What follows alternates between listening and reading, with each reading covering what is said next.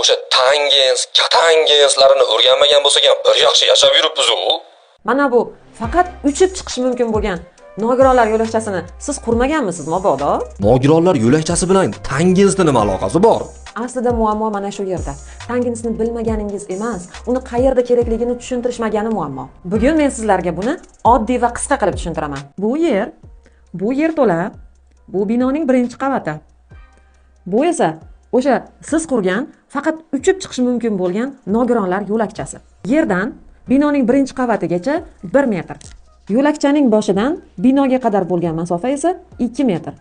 Ko'rib turibsizki, mana bu joyda burchak hosil bo'ldi. Mana shu burchakning tangensi uni qarshidagi tomonning unga yopishgan tomonga nisbatiga teng.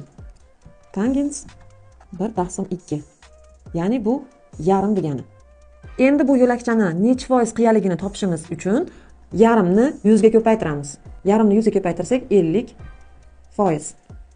Demak, bu yo'lakchamizning qiyalik foizi 50% ekan. Xo'sh, nima bo'pti? Jahon standartlariga ko'ra, nogironlar yo'lakchasining qiyalik foizi maksimum 10% ni, minimum 5% ni tashkil qiladi. Siz esa buni 50 qilib qo'ydingiz. Deylik, sizga topshiriq bo'ldi. 20% qiyalikdagi nogironlar yo'lakchasini quring deb. Bizda balandlik aniq 1 metr. Endi uzunlikni topamiz.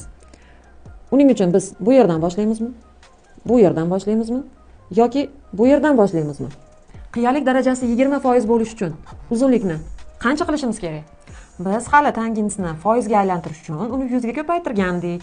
Endi foizni tangensga aylantirish uchun buni 100 ga bo'lamiz. 20 ni 100 ga bo'lsak 0,2 bo'ladi. Demak, burchagimizning tangensi 0,2 bo'lish kerak ekan. Keling, boyagi tangensni eslab olamiz. Bo'yi 1 metr, uzunligimiz esa 2 metr edi. 1 ni 2 ga bo'lgandik. Endi bizda uzunlik noma'lum. Buni x deb belgilab olamiz. Va tangens aniq 0,2 teng 1 bo'lingan x. Endi x ni topishimiz uchun esa 1 ni 0,2 ga bo'lamiz.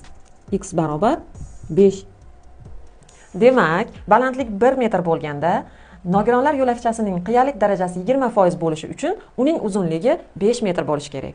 Xullas, hayotimizda uchraydigan har qanday qiyaliklar, zinalar, tomlar, tog' yo'laklari va hokazolar uchun tangens albatta muhim. Oxirida sizdan bir iltimosim bor. O'sha Tangens, katangenslar hayotda umuman kerak emas degan fikrlaringiz bilan yoshlarning miyasini zaharlamang. Aks holda bizlardan hech qachon buyuk muhandislar chiqmaydi. Menga obuna bo'lishni unutmang. Xayr.